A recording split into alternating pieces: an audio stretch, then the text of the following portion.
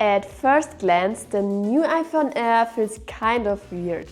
It only has one camera, one speaker, a smaller battery, and yet it still costs $999. The only clear advantage of all those compromises is how ridiculously thin and light it is. I honestly asked myself, who is this even for? But after testing the iPhone Air in my everyday life for several days, my opinion completely changed, and that's what I want to talk about today. So let's start with the most obvious thing, the design.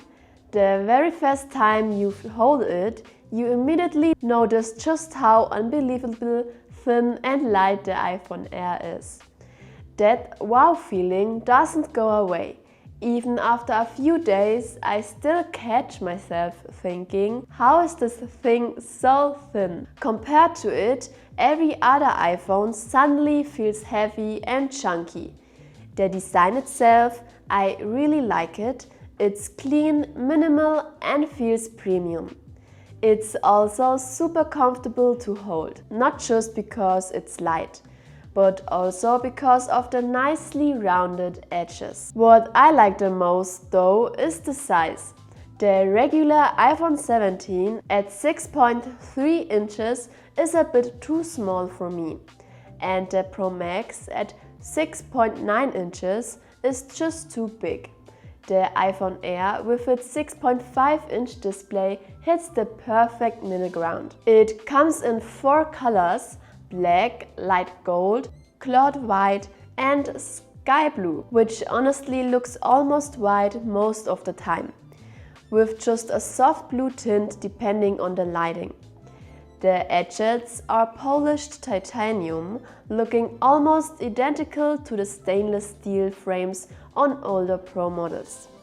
The downside, you can see every single fingerprint on those glossy edges. To make the Air this thin, Apple had to shift most of the components into the raised camera section and fill the rest with the battery. That's also why there's no SIM tray anymore. It's eSIM only now. I didn't try bending it myself, I will leave that to the other YouTubers. But from what I've seen, even with quite a bit of force, it barely bends. Apparently, it's just as strong as a regular iPhone. Surprisingly, the display is just as good as the one on the Pro models.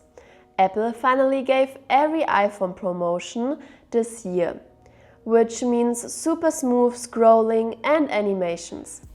It can even drop the refresh rate down to 1 Hz, enabling the always-on display. And with up to 3000 nits of brightness, it's still easy to read outdoors, even in direct sunlight. For protection, it uses the second generation of ceramic shield, which Apple claims is 3 times more scratch resistant than the first version. Can I confirm that? Not really. But after several days of normal use, I haven't seen a single scratch. Now let's talk about performance. Surprisingly, the Air comes with the same A19 Pro chip that's inside the Pro models, just with 1 less GPU core. Still, apps open instantly, scrolling is buttery smooth, and even demanding games or creative apps run flawlessly. However, that slim design comes with some thermal limits. If you push it for a long time, like heavy gaming or rendering, it can get quite warm and performance throttles slightly until it cools down again. During normal, everyday use, though, I never noticed any of that. The only time it got really warm was during setup. After that, it's been totally fine. Battery life was my biggest concern at first. When I heard Apple even made a special power bank just for the Air, I thought, okay, that can be a good sign. But once I started using it daily, battery life turned out to be totally fine. Before this, I was testing the Pro Max which definitely lasts longer. That one usually ends the day with around 50% left. With the iPhone Air, I typically ended the day with about 20% left. And that includes CarPlay, YouTube, social media and music. If you are a heavy user, you will probably need to top it up during the day.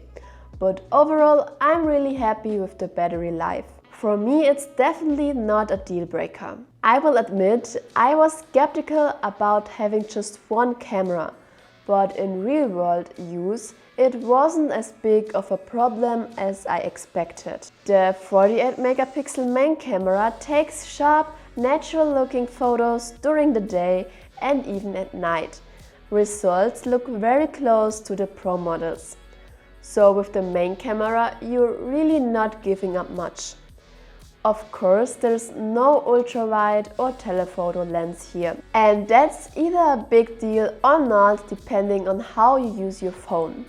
Some people rarely touch these lenses, others use them daily.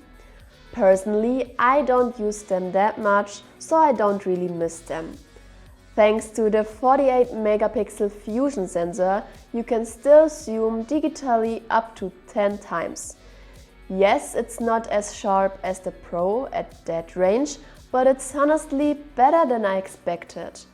Now, for portrait shots, previous iPhones relied on a second lens to detect depths between the subject and background. With just one lens, the edge detection isn't quite as clean anymore. So portrait shots sometimes look a bit rough around the edges compared to the Pro model. This year, all the new iPhones also got brand new 80 megapixel front camera. The cool part, it can use the entire sensor. So you can take selfies in portrait or landscape mode without rotating your phone.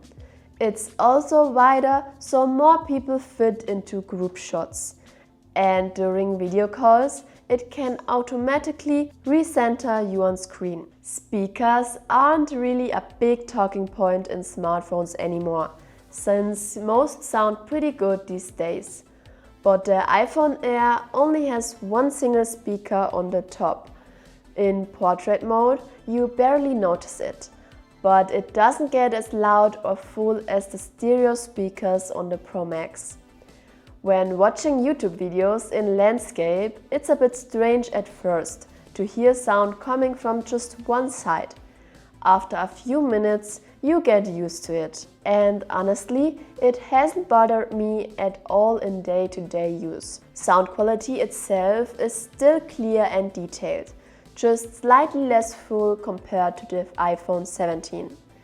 And let's be real, most of us use headphones for music anyway. The iPhone Air runs on iOS 26, Apple's biggest visual redesign in years. The new liquid glass interface adds subtle 3D depths and smoother animations, making the thin iPhone Air feel even more futuristic.